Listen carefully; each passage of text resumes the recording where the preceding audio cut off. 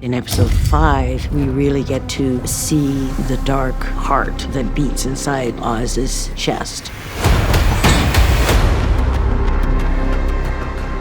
The situation is so stiff and so dangerous. I can hear my heart pounding because at any given moment something horrible may happen. I'm getting my son back, but on the other hand, Nadi already knows that this is what I was afraid of. This is the end. Oz stands there and watches with morbid fascination. That's a part of him that we haven't really seen. Sal is a complete sociopath, but does love his family with the kind of passion with which he would chop somebody's head off, if they crossed that family. I am offering you an alliance. We kill Oz, and then we take over the city. Notoriously, the Falcones and Maronis are always at odds in the comics. I thought it was interesting and seems right to have Sophia knowing that the Falcones have wronged her just as much as the Falcones have wronged the Maronis, to try to team up with Salvatore Maroni, to align the powers that they have to get Oz. Sophia's not beholden to what her father would have wanted for her anymore. She's not beholden to anybody. Sophia, she comes into the morning after with a plan, very much in control. Johnny Vidi's not among the dead. Any idea where we might find him? I'm sorry, no. You can think that she is insane. Arkham could make you insane, but she's very smart. Her mind is ticking right along. I need untraceable cash. I know that my father would have kept it somewhere close. He's one of the last living people who knows all of it. There's a part of him that actually has a little bit of conflict with how she was wronged by the family, but he also does think she's frickin' nuts. There's such history between them because he bore witness to what happened to her and he also did nothing. She was beautiful, your mom. She had that laugh when you got her going and knock you out. That scene is so dark, but it's also beautiful in a way because it's these two people actually talking about the person they both lost. How sad that they can only talk about that in the last moments of his life. My father's legacy is dead. I am a gigante. Let's not be rash here.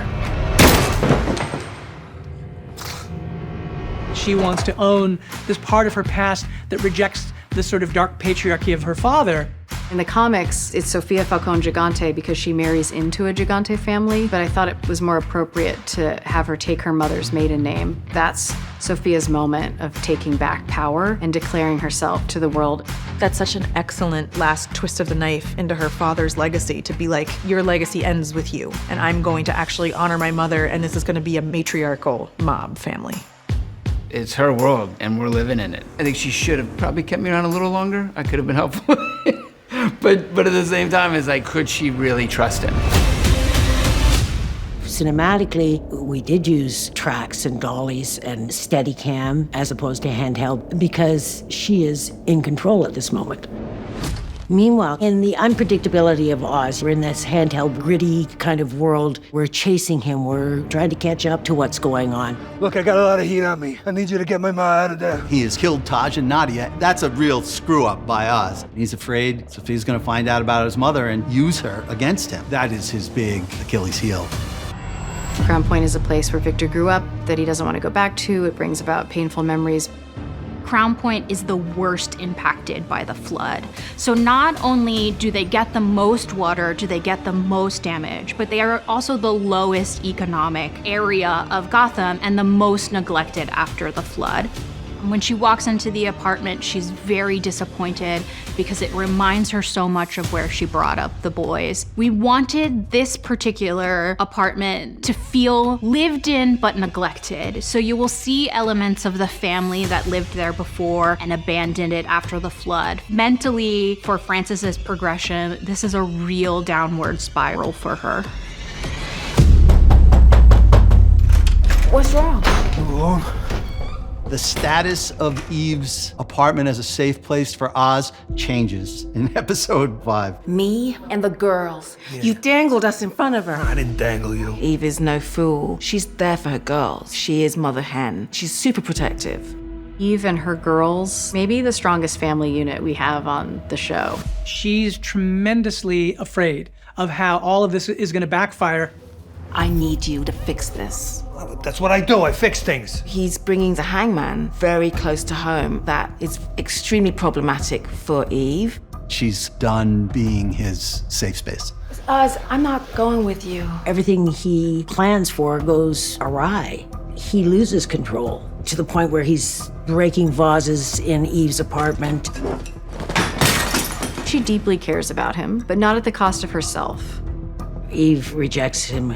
When he climbs into bed with his mom, this handheld camera movement becomes the stillness where you think, okay, here we are, now it's gonna be all right. And the opposite happens. She quietly decimates him.